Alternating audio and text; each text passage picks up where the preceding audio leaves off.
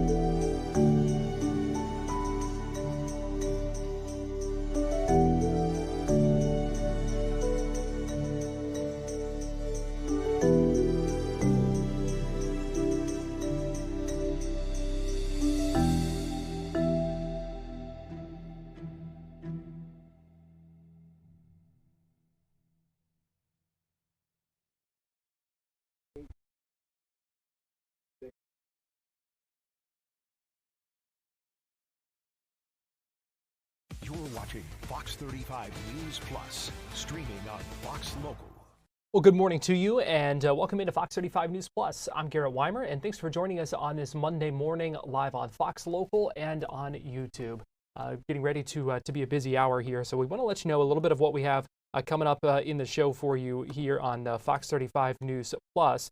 I'm going to go ahead and change that live camera. They've been troubleshooting some things with that feed. We'll get into that in just a minute. I'll give you a live look at International Drive in the tourist district, where we'll let you know that coming up later this afternoon, we do expect to hear from some of the main investors and the main folks behind the push to bring Major League Baseball to Orlando. We'll talk more about that later in the show, because that's not coming up till later. We are also going to speak with Sean Green about what this big trade over the weekend means for the Orlando Magic, and did they give away too much for that? We'll talk about what it means and all of that, bringing in Desmond Bane from the Memphis Grizzlies.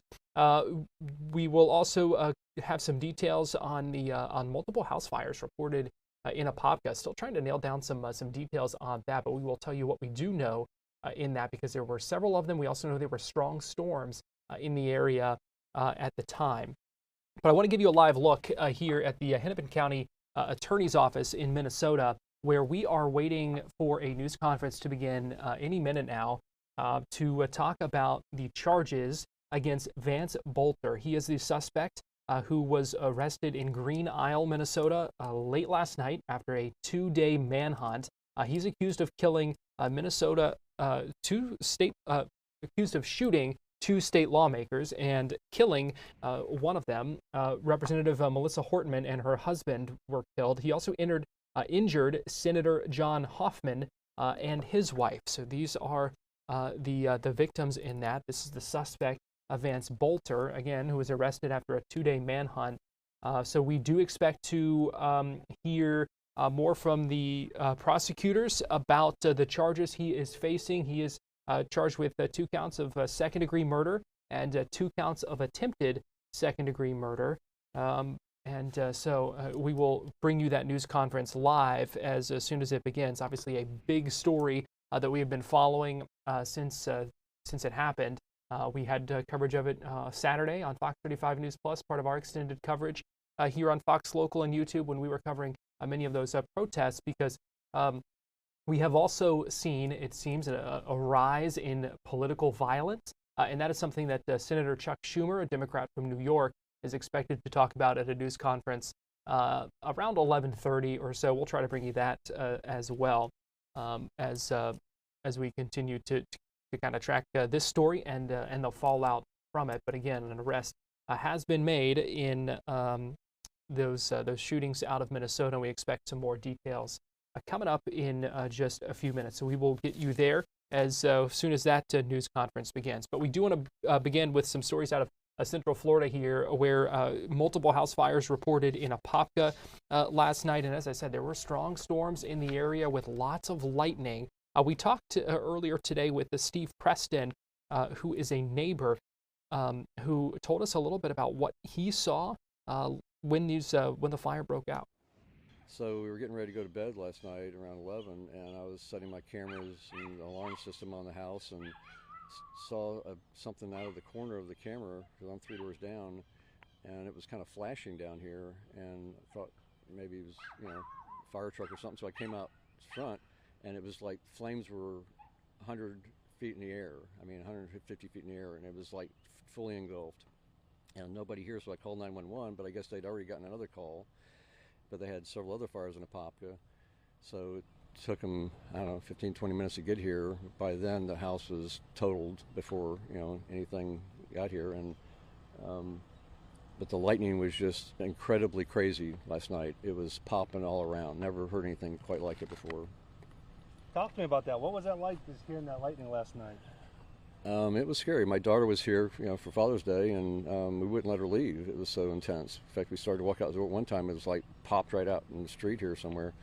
And so we made her come back in and wait till everything kind of dissipated before we let her leave. And but this had to have been struck during all that lightning storm, and then those pictures were at 11 o'clock, 2 hours later. So unfortunately, no one lives there, so there was nobody in there. If there had been someone there, I'm sure they would have discovered it and gotten out and got the fire department here sooner, but yeah, pretty crazy. So when you heard that lightning, was this like something you'd never seen like this bad before, or? I've seen. We got struck in our backyard a couple years ago, real close. So it was kind of like that. It was like you don't hear. It was boom. You just and flash at the same time. It was that close. And half a dozen or more lightning flashes like that, real close. How interesting is it to hear that like 4 houses total last night in Apopka? That's crazy. It's absolutely crazy. I don't know what to think about it, but it was a crazy storm.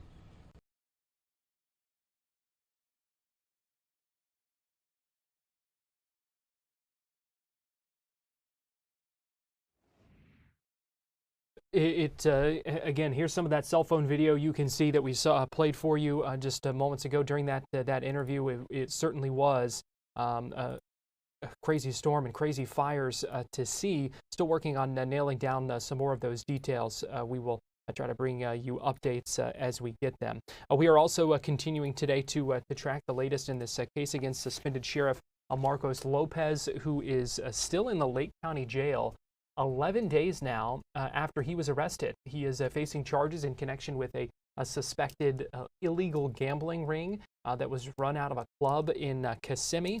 Fox 35's Amanda McKenzie has more detail. Good morning. Well, in addition to Sheriff Lopez, at least 3 other people have been arrested in connection to this criminal case. And right now, the state is asking to revoke the bond of another co-defendant in the ring. Now, co-defendant Sharon Fedrick bonded out of jail last Monday night. However, she could be headed back behind bars since the state just asked the judge to revoke her bond from a different case out of Orange County. She was charged with organized fraud and identity theft in 2020, but spent 4 years as a fugitive, and during that time, Homeland Security says she worked at the Eclipse Club, the nightclub where Sheriff Lopez is accused of helping to run an illegal gambling ring.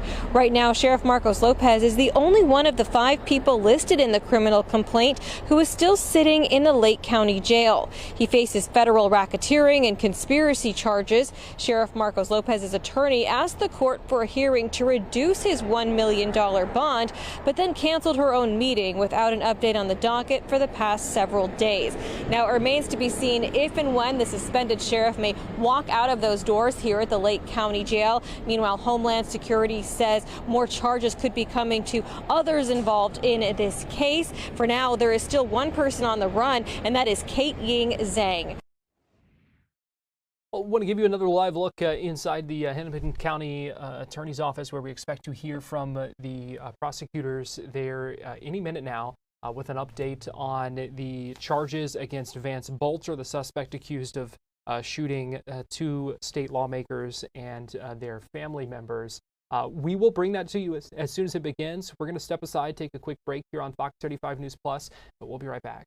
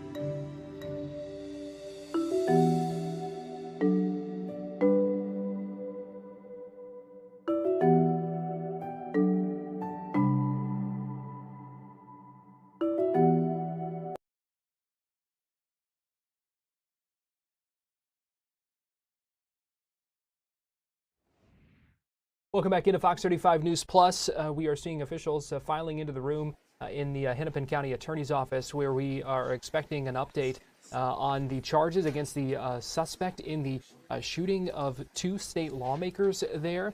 Let's go ahead and listen in as they get ready to begin. I want to start by expressing our deepest condolences to all who loved Melissa and Mark Hortman. They were parents, neighbors, and friends. Their loss is felt deeply by the people who knew and loved them. This act of political violence is deeply felt across our state and across the country. We also want to again express our thoughts and support to State Senator John Hoffman, his wife Yvette, and their daughter. Our office will be here to support you and your family as we pursue justice and to help with whatever support you need. I want to thank the Bureau of Criminal Apprehension, the Hennepin County Sheriff's Office, the Brooklyn Park Police Department, and the hundreds of local, state, and federal law enforcement officers who worked tirelessly to apprehend Vance Boelter. People were understandably terrified over the last several days, and the state owes you a debt of gratitude for all of your swift work. I want to specifically thank the Brooklyn Park police officer whose proactive intervention in checking on the Hortmans likely stopped further bloodshed. I also want to thank the members of our office who worked all weekend with our law enforcement partners in this case. And I want to thank the medical team who provided emergency care to the Hoffmans. Although police have made an arrest, the investigation is ongoing, and so I'm limited in what I can share about it. On Saturday, our office filed charges against Mr. Boelter for second-degree murder and attempted murder, allowing us to obtain a nationwide arrest warrant which would allow law enforcement across the country to arrest him. These are the highest charges we can file by complaint, and it needed to be done quickly to get the warrant out. Mr. Boelter was taken into state custody, and our office intends to pursue first-degree murder charges against Mr. Boelter. We are at early stages. We will be reviewing all of the evidence from law enforcement as it comes in and working with our law enforcement partners to develop the case. I do want people to know that given the scale of this investigation, the review of evidence will take time. I want to assure our community and all those who are grieving that we will seek justice and accountability for the victims of all these heinous crimes. Our most senior and experienced prosecutors are handling this case. Because this case is now an active prosecution, that is all I will say about the case itself. It is a frightening time we are living in. Political violence is prevalent, and the way we talk to and about each other has raised the temperature to unfathomable levels. We cannot continue on this way. In times of tragedy, but also every day, as we navigate our daily lives, we need to find ways to support one another. As our community grieves, I encourage those out there seeking to create additional chaos to stop spreading misinformation and conspiracy theories. Our law enforcement partners are building a case using facts and evidence to ensure Vance Boelter is held accountable. Again, I want to thank everyone who helped bring this search to a resolution, and again to express our grief, condolences, and support to the Hortman and Hoffman families.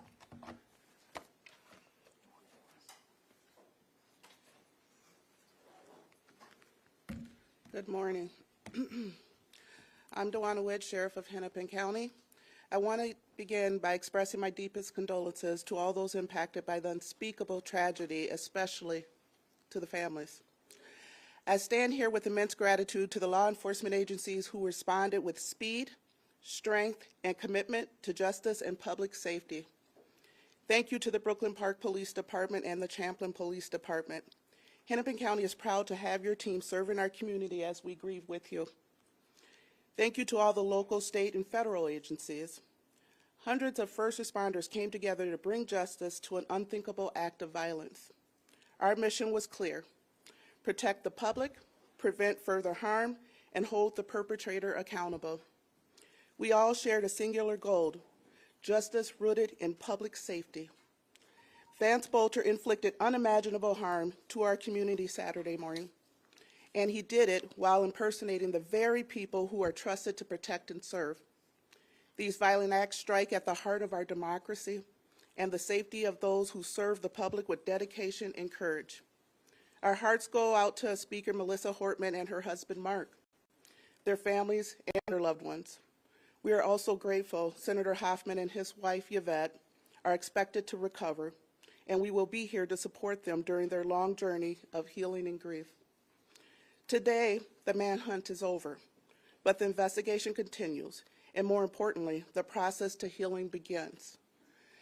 We also need to mention that we know that this unspeakable act has left residual effects on many people in our communities, as we're still taking calls from people and organizations asking for additional resources. We grieve with those close to our victims, our families, and all community members. The last days have revealed the true strength of our unity both as a community and as law enforcement bound by a shared mission to protect and serve. We stand together today to uphold the principles of our democracy. and with the continued commitment to safety and security of those we vow to protect and serve. Thank you.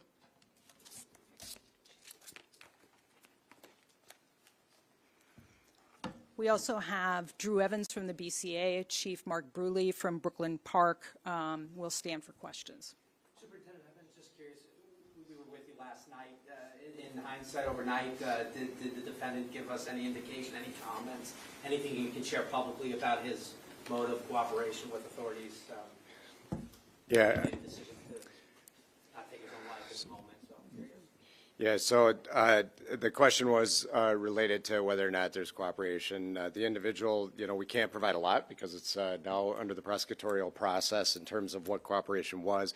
What I will tell you is that since he's been in custody, that starts the process, as the county attorney mentioned and the sheriff mentioned, of the ongoing investigation. And so what that does, there's a number of steps that went with that, regardless of the level of cooperation of the individual. Now that we have him in custody, it opens up additional investigative avenues that we'll be all working together collectively with to gather the information and evidence in this case. Can you talk about additional details on how the final moments unfolded, how you tracked him, and you mentioned last night him crawling. Can you elaborate on that a little bit? So it was mentioned the final moments of when he was taken into custody. As we mentioned yesterday, we had a extremely large law enforcement presence with dozens of investigative agencies and law enforcement and SWAT teams in the area because we believed he was in that area. We received information to begin with, a vehicle that was recovered that first led us to the Sibley County area, and that's what's concentrated our search in that area. We then received additional information that provided confirmation closer to the time of the actual arrest that he was in fact in that area, which is which time the command post started moving all of the law enforcement assets into that area, and they were able to close in. And when we say he was crawling towards us, these were in response to the commands by the SWAT teams that were on scene as they were working in coordination with each other, along with our State Patrol air assets as they looked and were able to get over him and then came into custody. He was cooperative and cooperated with law enforcement and gave up peacefully at that time. These are, again, as we said, the real work of the investigation now begins. They've been working collectively, and I want to thank the Hennepin County Attorney's Office and Mike Radmer, who's with us today, who worked really with our team all weekend long, along with others across their office and the United States Attorney's Office, to be working together on that. What I will say when it comes to his wife and anybody else, if anybody else participated in these crimes, if anybody else worked to hide him and provide assistance in getting away, that will certainly be something that we are looking at with that, and we will provide that information to our prosecutors that will analyze and determine whether or not additional charges are appropriate. Can you tell us how long you negotiated with him until he surrendered?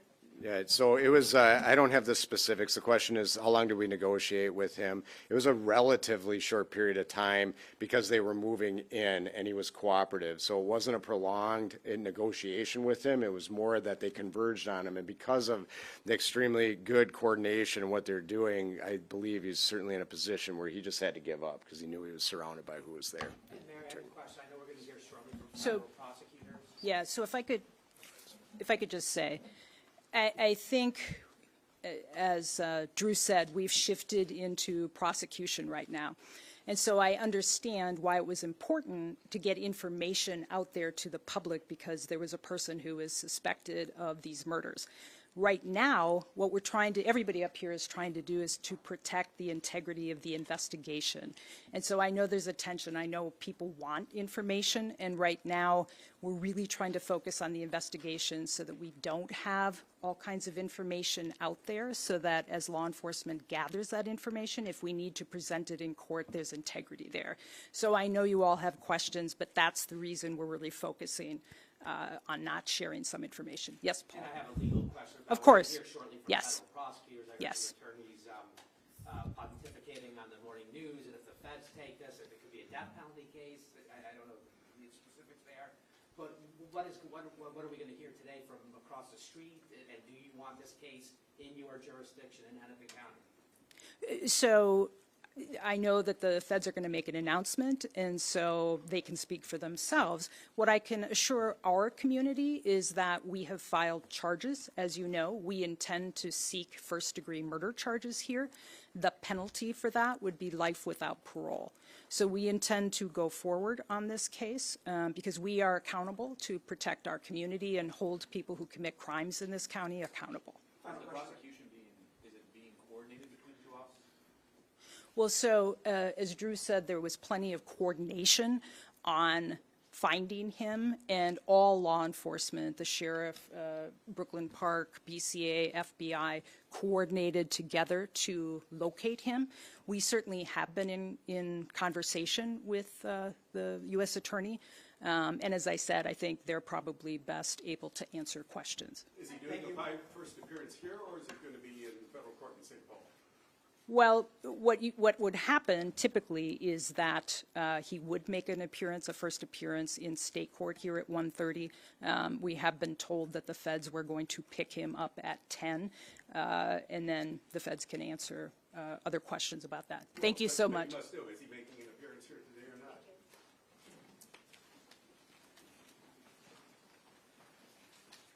News conference wrapping up in Hennepin County. We did get a few more details there as far as what is the charges he's facing and the process kind of moving forward.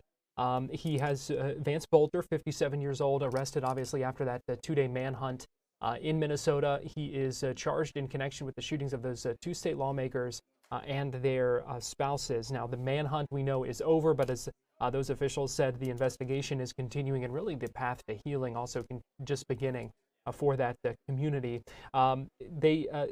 Prosecutors have charged by complaint the suspect with 2 counts of second-degree murder, 2 counts of attempted second-degree murder. That's the highest charges they said they can bring just by filing that complaint. He would have to be indicted by a grand jury on charges of first-degree murder, but they are going to pursue those.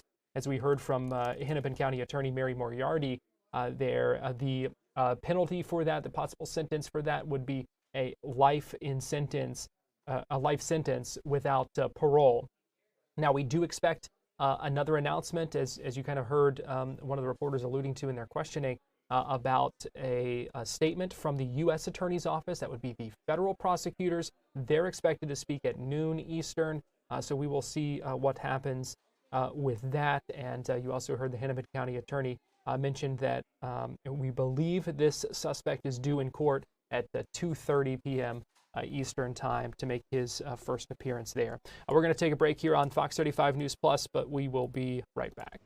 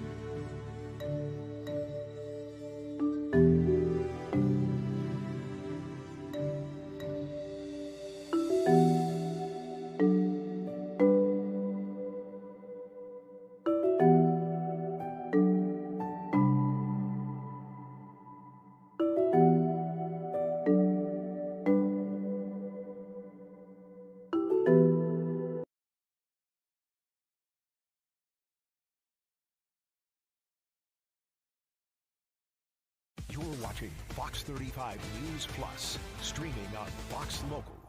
Welcome back into Fox 35 News Plus. I'm Garrett Wymer, and thanks for joining us on this Monday morning live on Fox Local and on YouTube. A man has been found dead in Apopka with, quote, obvious signs of trauma. The man was found early Sunday morning near East Ella J. Gilmore Street and Clarkona Road. Fox 35's Marley Capper explains what we know. Good morning. Deputies aren't saying much about this investigation, but neighbors tell us they heard gunshots around 3:30 Sunday morning. Now, we did ask the Orange County Sheriff's Office if those gunshots were in relation to this case or if the victim died by gunshots. We have not been able to get that confirmed yet. They do tell us that the victim is between 18 and 20 years old. They say when they got to the scene, he had, quote, obvious signs of trauma. He died later at the hospital. We spoke to a friend of the victim who's just in shock. It felt just like yesterday. He was just like in my presence, you know. I was just chilling on the porch with him. He was a good kid. No suspects have been named at this point, but the Orange County Sheriff's Office does say that this is a homicide investigation. We'll bring you updates on air and online as soon as they're available. For now, reporting in Apopka, Marley Capper, Fox 35 News. Fox 35 Storm Team meteorologist Brooks Garner joins me now. And Brooks, a pretty standard hot and humid start to this week. Oh, it sure is, Garrett. You know, it's officially summer this week. Summer begins on Friday with the summer solstice, representing the longest day of the year and the highest sun angle. So when you step outside at midday, you'll feel it, that sun beaming down with peak power. And in doing so, it very rapidly warms it up. In fact, we're going to be up into the lower to middle 90s today, and that'll get the old thunderstorm machine working. But the difference today compared to days past is that it looks like most of the action will be north of Orlando this evening and west of Orlando. Not to say we won't get a brief downpour, but that's where it's all setting up because it's a confluence of moisture as well as the sea breezes coming together. So by noon, we may have a couple of brief sprinkles around, but the action really holds off until probably commute time and thereafter, especially toward dinner time and especially west of Orlando.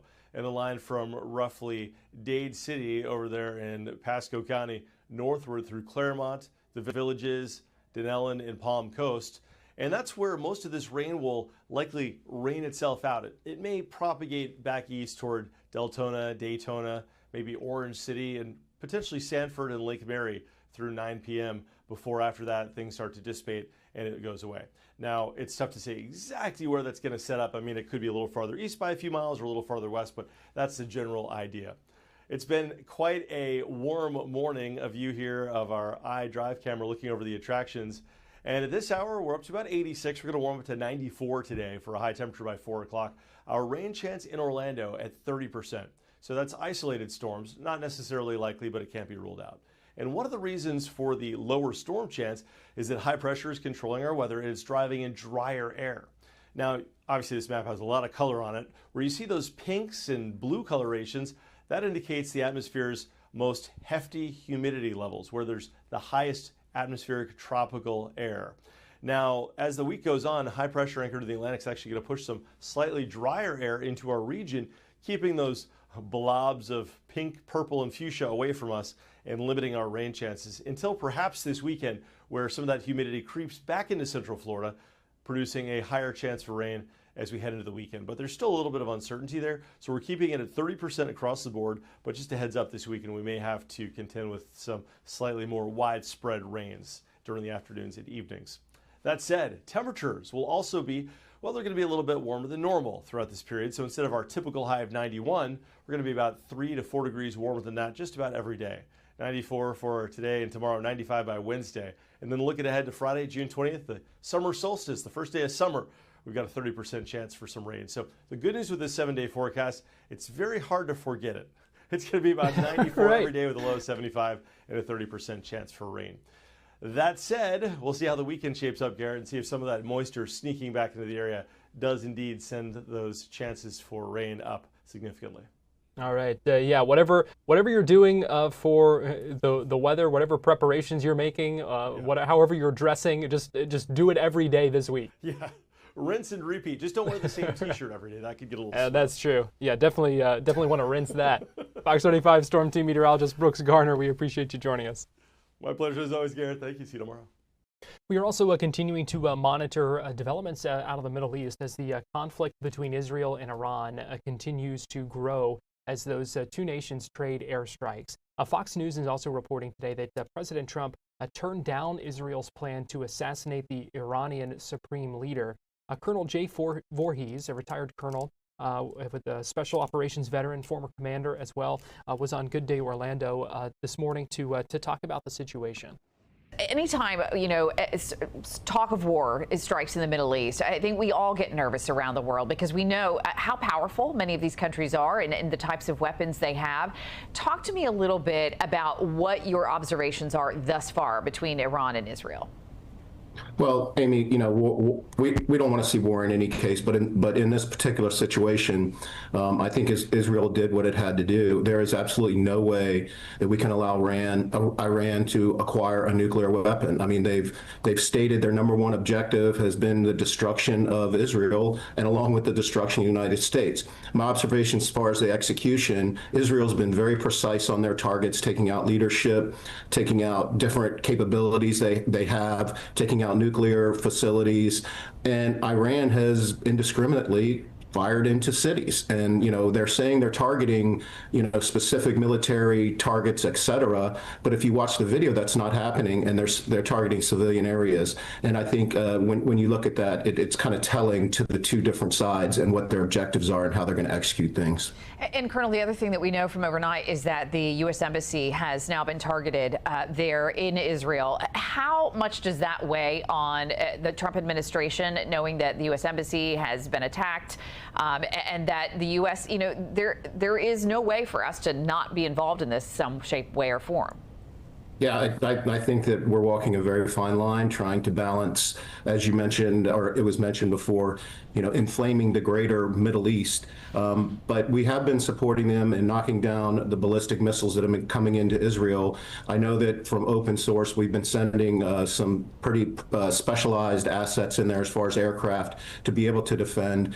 But, the president has stated that any attack on U.S.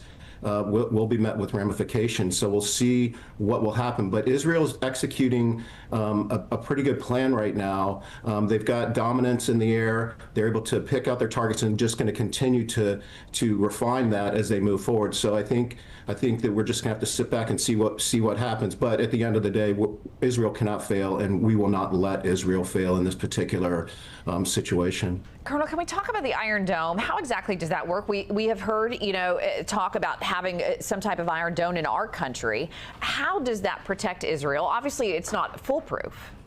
No, it's not. And, the best way to describe it, it's like a blanket that is over, Israel. And then we are augmenting them with a system called THAAD as well as Patriot. And then they have this thing called the David Sling. But basically, it's like a umbrella. But when you fire the volume of missiles that Iran is firing, ultimately, you're not going to be able to intercept every single one. And what you're seeing is a few of those missiles that are coming. When you're sending hundreds and hundreds, the blanket sometimes, has vulnerabilities, and a couple will seek through. So all in all, they've knocked down a bunch of the missiles, but when you have one or two land, especially in civilian areas, which is unfortunate, you're going to see this type of damage.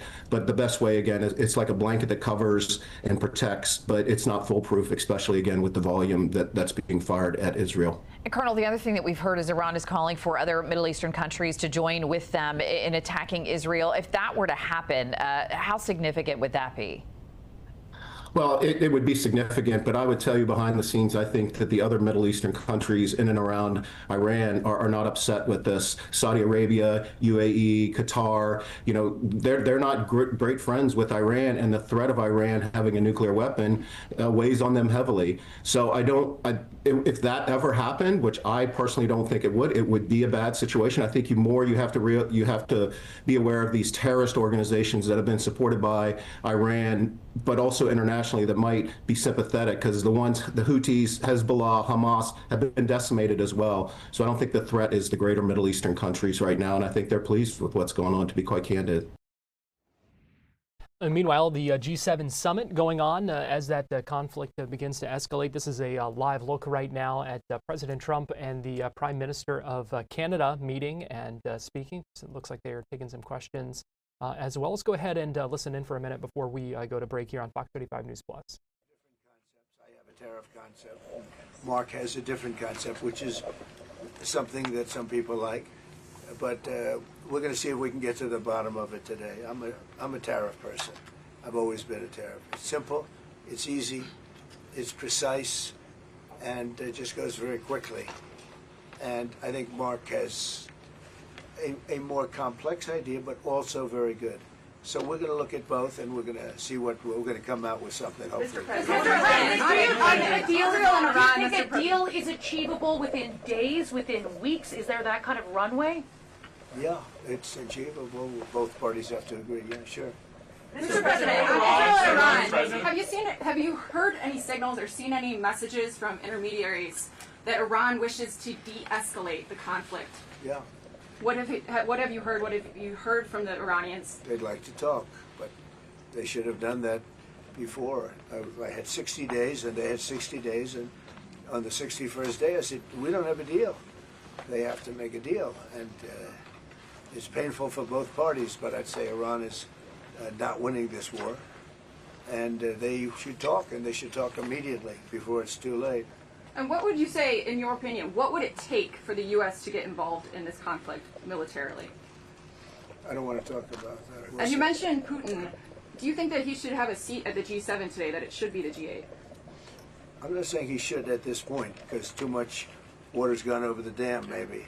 But it was a big mistake. Obama didn't want him, and the head of your country, the proud head of your country, didn't want him. This was a big mistake. You wouldn't have that war. You know, you have your enemy at the table. Even I don't even consider him. He wasn't really an enemy at that time. There was no concept. If I were president, this war would have never happened. But likewise, if he were a member of what was called the G8 at that time, it was always the G8. You wouldn't have a war right now. Why not? President Trump, speaking about the Israel and Iran conflict right now, declined to answer what it would take for the U.S. to get involved with that, but said he does believe a deal would be achievable, that Iran is looking to de-escalate that conflict.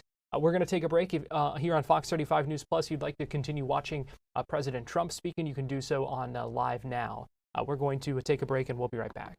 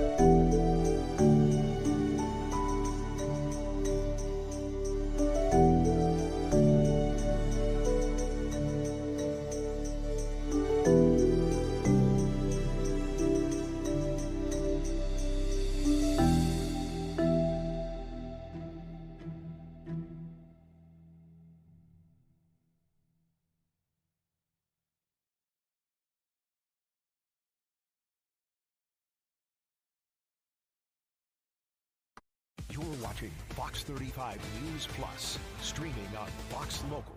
Welcome back into Fox 35 News Plus. Big news of a trade for the Orlando Magic, trading for Desmond Bane from the Memphis Grizzlies in exchange for Cole Anthony, Kentavious, Caldwell-Pope, and a number of draft picks that you see there. First round draft picks, you may note. And so what does this mean for the Magic? We've talked about how they needed to make some roster improvements, make some changes ahead of next season. So here to break down all of this for us is independent reporter Sean Green. Sean, we appreciate you joining us this morning here on Fox 35 News Plus. Thanks for having me, Garrett. I appreciate it. I first just want to kind of get your initial kind of knee-jerk reaction to news of this trade when it broke. Yeah, when it broke, I think, like everybody, I was shocked. The finals is still going on, and the Magic decided to make their big move now. I absolutely love this deal for the team. I think when you talk about a perfect player for the Orlando Magic that fits both the offensive needs that they need and to continue their defensive identity, Desmond Bane fits all those boxes. What do you think? What do you think? Let's go into that a little bit more, and what you think about Desmond Bane's game is going to really help this team. Yeah, like I said, obviously his scoring ability, specifically his three-point scoring. He is one of the best shooters in the NBA in his first 5 seasons. Since 2020, he is one of the best shooters in the league. But he can score at all 3 levels. That is the thing that I think people, especially Magic fans, are going to look at and say, oh, he can shoot the 3 ball. But no, he is a 3-level scorer. He can get into the paint and make layups. He can shoot from the mid-range, and he can shoot from 3. He's also a facilitator. He had a little bit, not a down year. His down year was 19.2 points per game and 5.2 rebounds. But he was more of a facilitator, which the Magic need. I think a lot of people wanted the Magic to go get a point guard. Desmond Bane is not a point guard, but what he is he is a facilitator. He can have the ball. He can work in pick and rolls. And again, when you talk about his defense, he is a good defender. I don't think he is in the same tier as KCP, Kentavious Caldwell-Pope was, but when you talk about giving up some defense for some offense, I think this is a perfect margin to go if you're the Orlando Magic. Because we've talked time and time again, Sean, about the offense for this Magic team and the shooting struggles that we have seen in a lot of big games, but really just throughout the season and led to some really tough stretches. So is this a key to helping avoid that next year? It better be. It definitely has to be. Desmond Bane is that type of scorer. I think the Magic knew that going in. They gave up a lot to get him. And yeah, the offense, it doesn't take a rocket scientist to watch the offense and say they were the worst in the NBA. Like, you have 2 really good high-level scorers in Paolo and Franz, but you needed to supplement that with guys around them that can help them. Desmond Bane is making, close to $200 million. So he better help with that. And I think the Magic, like I said, with everything that they gave up, with the type of player that Desmond Bane has proven he is in his first 5 NBA seasons, he hasn't been an all-star. Let's get that clear. He has not been an all-star, but he's as close to an all-star as you can get in terms of a player that is a all-around good player for this team. Let's talk about the players the Magic gave up in Kentavious Caldwell-Pope and Cole Anthony. You talked about losing KCP's defense. What are the Magic losing in giving up these players that they may not be getting back in return from Desmond Bane? Listen, not to sound harsh, they're giving up players that were expendable for them. KCP, we all watched that experiment. I think defensively, he was incredible last year. The Magic knew what they were getting out of him on the defensive end. But the reason they signed KCP to about $23 million a year was to help them on the offensive end. And he was non-existent for the entire year. So I think you see those draft picks. I'm sure we'll get into it. But most of the reason why the Magic had to give up so much was because they wanted Memphis to take on KCP. Cole Anthony was in and out of the rotation most of the year, mostly out.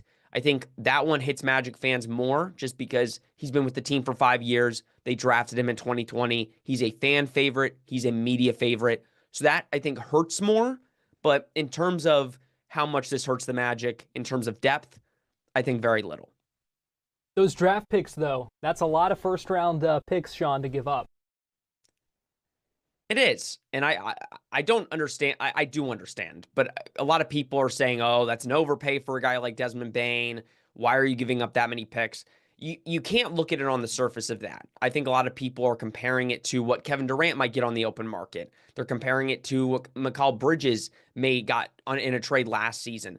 You can't look at it like that. Yes, Desmond Bane is not an all-star, but he is a player that does warrant a lot. And I think, like I said, to get Kentavious Caldwell-Pope in the trade, that is basically one extra pick right there that the Magic had to include.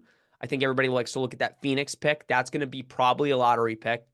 But all the other picks, every other pick, the 16th pick for next week's draft, and then all the other ones, most likely if the Magic are good, are not going to be in the lottery. They're going to be late round picks in the first round, but later in the first round. So the Magic are looking at this as a win now. Those picks aren't going to matter to them in 2028 and 2030. So you have to look at this as the Magic are putting all their assets in for a player they desperately, desperately want. And even though he's not an all-star in the Magic's metrics, he is. More moves ahead for the Magic, or do you think this is the biggest we're going to see? Well, the cap room is gone now. And they didn't have cap room. Let me just be specific. With the second apron, they are now in the second apron. They are a second apron team. They were a first apron. If you remember a couple months ago, we talked about it, how they don't really have a lot of wiggle room. They've paid all their players. They're not going to be able to do much. And that's when they were a first apron. Now, after this trade, they are a second apron team, which, if those of you don't know, second apron means you are basically the upper echelon of the NBA. You have a roster that is competing for championships. So there's not really much the Magic can do. I think you are going to see a lot of team options declined. They have a lot of team options. Gary Harris, Mo Wagner, Caleb Houston, all of those are most likely going to be declined. They are going to have a $14 million mid-level exception that they can use on a player in free agency. But besides that, I genuinely don't think they make any more trades or anything like that just because of the cap space and everything, how that is. But as of right now, they have a pick in the draft. They have number 25. So as of right now, it looks like they will be making that pick. But who knows? In the week, in everything with Jeff Wellman, anything can happen. How does this trade change your outlook for the Magic, and where does that outlook stand at this point? I mean, my outlook should be the exact same as Jeff Wellman's. By making this trade, they are expecting, and like he said, to win now. They are wanting to compete for championships. That is the move they are making, and that is what they are expecting. You can't be in the second apron with a team that is getting out in the first round. They believe that Desmond Bane is the missing piece to get them to go over that next level. And I think you see it now with the teams that are in the final, specifically Indiana. The East is wide open. And I think for the Magic, they're looking at this as a blood in the water type move where they have two young stars, two top 20 NBA players, in my opinion, and they're ready to go. So the way I'm looking at this is if the Orlando Magic don't take a massive step next year and are one of the top 4, if not top 3 teams in the East, it would be a major disappointment. But I'd be shocked if that's not the case. All right, things to look forward to there. Independent reporter Sean Green, we appreciate you breaking all that down for us this morning here on Fox 35 News Plus. And we should note also that we do expect to hear from Jeff Weltman around 1:30, I think, this afternoon. So we'll have updates on that later today as well. Sean, always good talking to you. We appreciate you joining us. Thanks, Garrett. I appreciate it. And we're going to take a quick break here on Fox 35 News Plus, but we'll be right back.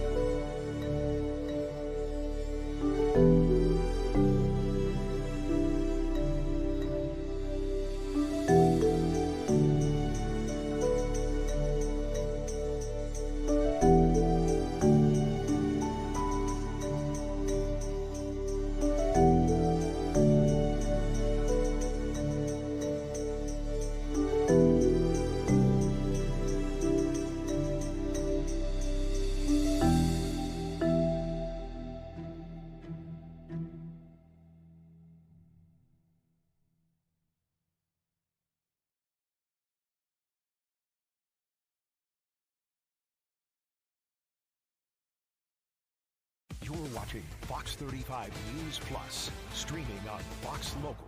Welcome back into Fox 35 News Plus. I'm Garrett Wymer, and thanks for joining us on this Monday morning, live on Fox Local and on YouTube. A new alert system is coming to Florida to help find missing children with autism. Governor DeSantis signed the Spectrum Alert law that also includes police officer training on on educating on how officers can deal with those with autism spectrum disorder. We had this morning on Good Day Orlando, Quatiba Davis from the ABA Centers of Florida to talk about the impact that this law can have. I just can't imagine how amazing you must think this program will be, and also how important. Oh, I think this is going to be extremely important. So the HB 711 officially recognizes that individuals with autism, especially children, are at higher risk for leaving designated areas and going missing. So some individuals with ASD, they often don't respond to their name, or they may avoid eye contact. So having those atypical reactions, authority needs to be familiar with that when they elope. So an alert will be so important for the community. Right. Mm-hmm. And so why do kids with autism wander? Why do they go missing? So as we stated before, children with autism have sensory sensitivity. So water is soothing to them, and elopement is part of their behavioral repertoire. It's something that they engage in. So if they leave the house and they see a large body of water and they engage in that water, not understanding the depth of the water can be unsafe for them. And unfortunately, we have found, just more than one or two is too many, but children who have been found in the water who have autism. What kind of training will law enforcement officers get if they encounter a child with autism?